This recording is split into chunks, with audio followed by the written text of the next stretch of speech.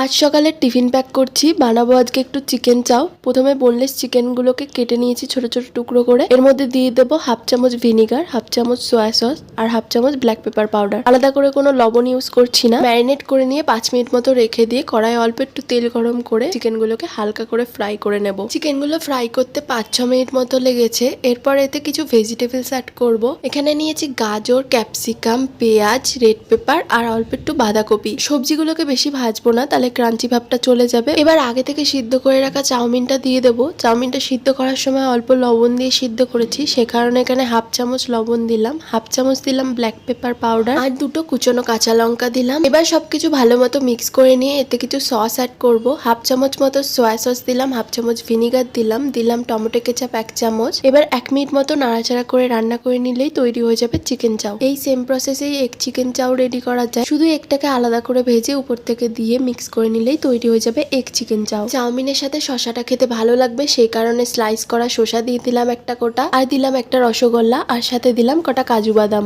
ব্যাস, আজকের টিফিনে এইগুলোই রেখেছিলাম।